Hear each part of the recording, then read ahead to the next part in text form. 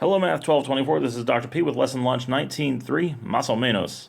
As you may know, más o menos is a Spanish idiom meaning more or less, which is kind of a description of what's going to happen in this video. So our goal here is going to be to estimate the value of sine of 1, where 1 represents 1 radian, not 1 degree.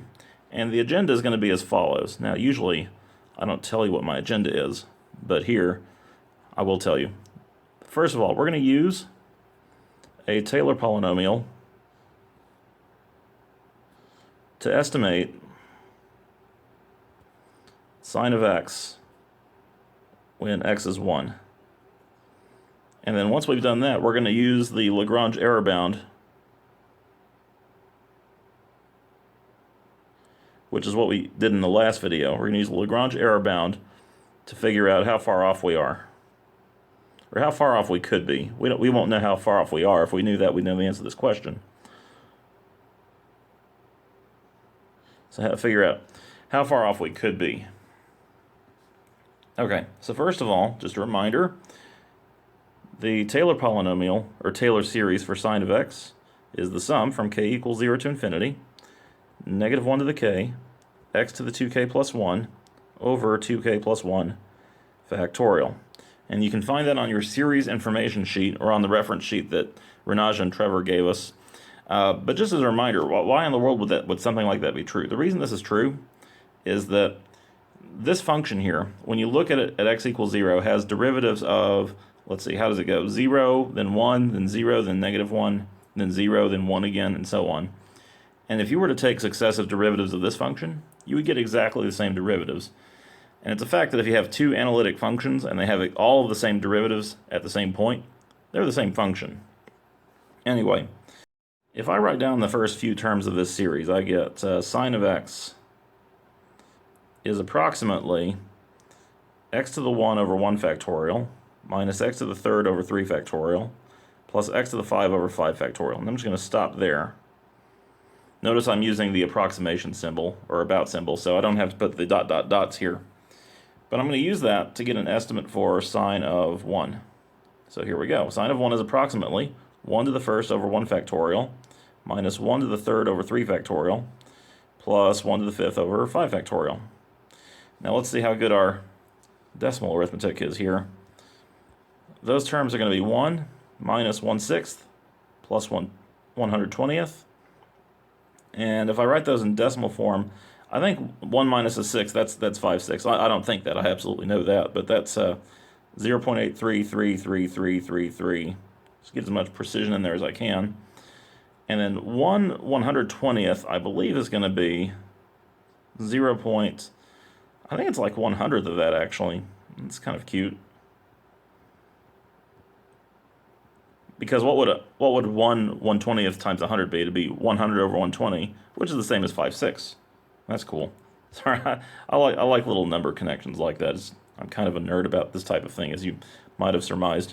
Anyway, when I add those decimals together, what do I get? I get 0.8. I believe I then get 4,1, and then 6,6666666. So that's going to be my official decimal approximation, or my estimate for sine of 1. All right, so now let's figure out how far off we are, or could be, how far off we could be. So I'm going to just try and put this in the background here, but keep it on the screen. Okay, so by the way, one thing that we have to be aware of is we have to know which approximation this is. This is the nth Taylor polynomial for n equals what? You might think 5, and that wouldn't be a bad guess. In fact, that wouldn't be wrong. This is the nth Taylor polynomial when n equals 5, because it ends with this fifth degree term here. But actually, I'm going to do something a little sneaky here. I'm going to say this is actually not the fifth degree Taylor polynomial. I'm going to say it's the sixth degree Taylor polynomial. Now, why would that be true? Well, that's true because what would happen if I tacked on the sixth degree Taylor polynomial term here? Well, that sixth degree term is just 0 in this case. Sine of x doesn't really have a sixth degree term, but it does have one. It's just 0. So I can actually give myself credit for having the correct approximation out to the sixth degree. which means that in my Lagrange error bound, I don't know whether the G should be capitalized or not. I think maybe it is if we're talking about the town in Texas called, I think it's called LaGrange, but maybe not here. I'm not sure. The Lagrange error bound says that my error for this estimate is going to be equal to the n plus 1th derivative at t, where t is some mystery number, I'll mention that again in just a minute, over n plus 1 factorial times x minus a to the n plus 1. Okay, that's my error bound. And what is t? T is some number, we don't know which one, we just know it's some some number between, or let me say n.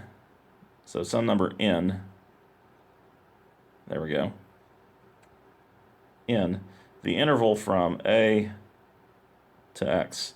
Now remember, a represents where my Taylor series is centered, x is where I'm trying to make the estimate. So in this case, that is between 0 and 1. That's where t is.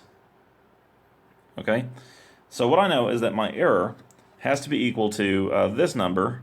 Actually, let's just unpack this a bit. There's a lot of variables here, and we don't have to have quite so many of them. Okay? So what do we know? Well, we know that n is 6. So n plus 1 is going to be 7. So I got a 7 factorial down there. Remember, x represents where I'm trying to make the estimate, so that's 1. A represents where the Taylor series is centered, that's 0. So that's the 7th power there. And I've got f, 7th derivative, at t, whatever t is. Some number between 0 and 1. It's unknown. All right? So what is the 7th derivative of f anyway? In this problem, move this over a bit. There we go. In this problem, just keep a record here. The actual function is sine of x. Remember, f superscript 0 stands for the actual function. The first derivative is cosine of x. The second derivative is, I believe, negative sine of x. And if I just keep going, 3, 4, 5, 6, 7, I get, let's see, negative cosine x, sine of x, cosine x, negative sine x, and then negative cosine of x. I think that's where I need to be looking here. The 7th derivative at x is negative cosine of x. So this error here is going to work out to negative cosine of t over 7 factorial times 1 to the 7th, which is just 1. All right, now let's not get too fancy about this here.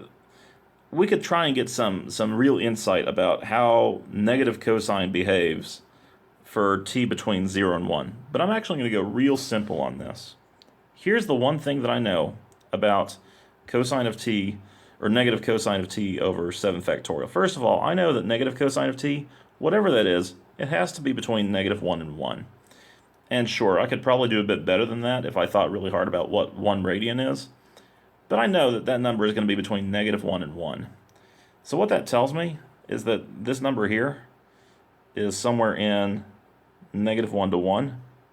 And I'm dividing that by 7 factorial. So what that means is that my error, the error of this estimate, is going to be somewhere in this interval. Drum roll, please. Negative 1 over 7 factorial, which happens to be 5040, to 1 over 5040. Which, if you are interested in decimals, I'm just going to round that to a neat 5,000. So that's certainly inside this interval, because negative 1 over 5,000 is a little bit larger in magnitude. Okay, so that's a little bit wider interval there. See, I made it wider. Visuals. Okay, so that error has to be somewhere between, what is that as a decimal anyway? Let's see, negative 1/5 would be 0.2, so I need to just tack on 3 zeros there. My error is going to be somewhere in there. All right, so let's review what we had. This was, so I'm trying to keep everything in one place here where we can see it. This was my estimate here. My estimate was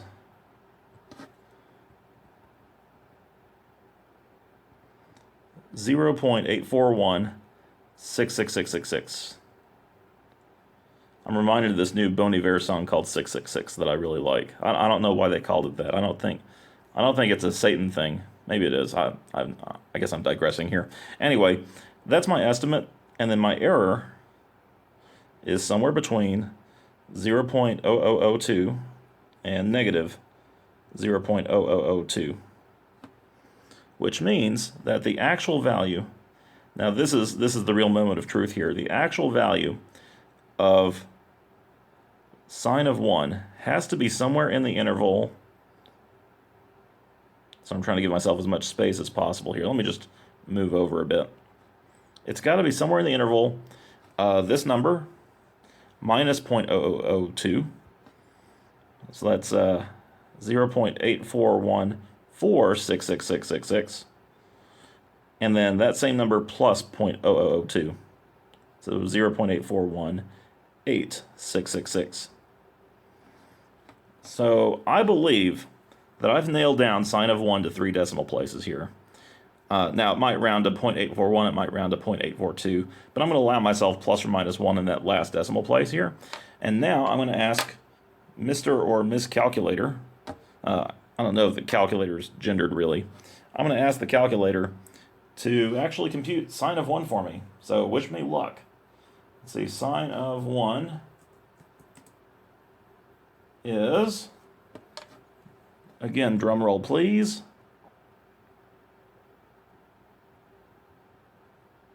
this is by calculator, let me write down, this is sine of 1 equals 0.841471, which is very close to this number here. So I'm just inside the interval that I created for myself. So I was able, just by doing elementary math, well, by elementary I mean what I did after I knew the calculus to do. So I guess that's not really elementary. Shouldn't. That's kind of a dick move in mathematics classes, call something elementary. But by doing just rational number arithmetic and knowing my Taylor approximations really well, I was able to come up with a window about 2 5/1000ths wide where sine of 1 had to be, which means I know what sine of 1 is to 3 decimal places, just by doing arithmetic by hand. Now, if you don't think that's cool, I just don't know what to do with you anymore. I'm sorry. If that's not cool, then just go home. Well, don't actually go home, and don't drop the course either. Although I don't think you can do that. But now we have a method for estimating the value of some transcendental function.